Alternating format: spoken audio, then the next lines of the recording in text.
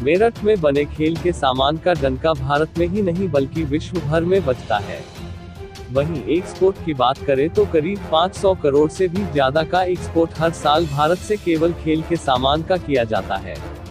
लेकिन लॉकडाउन के चलते सब कुछ बंद है। मेरठ के इसी सूरजकुंड बाजार में यहां विश्व विख्यात खेल का सामान तैयार होता है।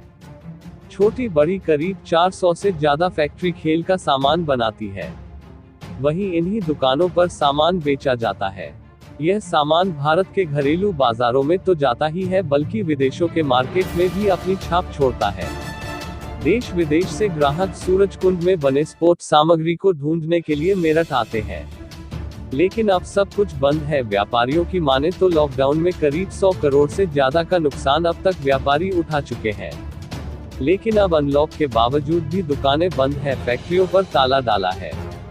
अगर जल्द ही बाजार नहीं खोले गए तो चीन का ड्रैगन विदेशी बाजारों को निगल जाएगा, क्योंकि भारत में स्पोर्ट्स के सामान की फैक्ट्रियां बंद पड़ी है और ऐसे में चाइना तेजी से विदेशी बाजारों में अपना माल बेच रहा है।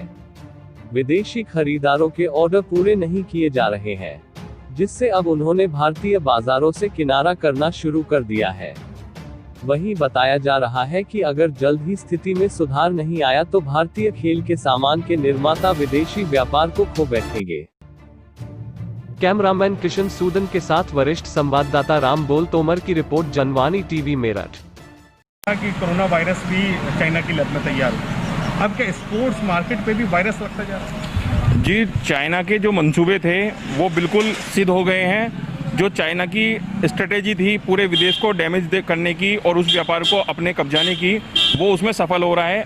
यदि हमारी सरकार ने हमें इसमें समर्थन नहीं दिया, साथ नहीं दिया, हमारे व्यापार को खड़ा कर रहा नहीं, तो एक दिन हमारा पूरा हिंदुस्तान में जो हमारा वर्ल्ड में व्यापार चल रहा है हिंदुस्तानियों का, वो सबका सब चाइना कवर कर लेगी और भारी नुकसान हिंदुस्तान वालों को उठाना पड़ेगा। लगभग 150 से 200 करोड़ रुपए का हमारे देश को नुकसान है, क्योंकि हमारा पूरा माल एक्सपोर्ट हो रहा था विदेश में, सब में भारत का डंका बज रहा था। लेकिन आज चाइना के इस प्रकोप की वजह से हम लोग यहाँ पर बंद पड़े हुए हैं और चाइना खुल के खेल रहा है। यहाँ सूरजकुंड रोड पे एशिया में नंबर 1 पे आता है, तो 100 करोड़ से मैं समझता हूँ ज़्यादा ही होगा नुकसान। सरकार की तरफ से कोई मदद नहीं मिल रही। लॉकडाउन में व्यापारियों को कहीं से कुछ नहीं मिल रही। अब व्यापारी बिल्कुल हताश हो चुका है, जितना उस पर बैलेंस था सब खत्म हो चुका है। अब व्यापारी कहाँ से करे, भूख से मर रहा है। सारे मार्केट खुल गए हैं, माल खुल गए हैं, स्पोर्ट मार्केट अभी तक नहीं खुला। यहाँ पे कोई कोरोना का मरीज भी ऐसा नहीं है। पूरा लॉकडाउन का समर्थन किया जा रहा है हर तरह सरकार का, लेकिन फिर भी यहाँ पे नहीं खोला जा रहा। पता नहीं क्यों नहीं खोला जा रहा। सारे मार्केट खुल गए, माल खुल गए।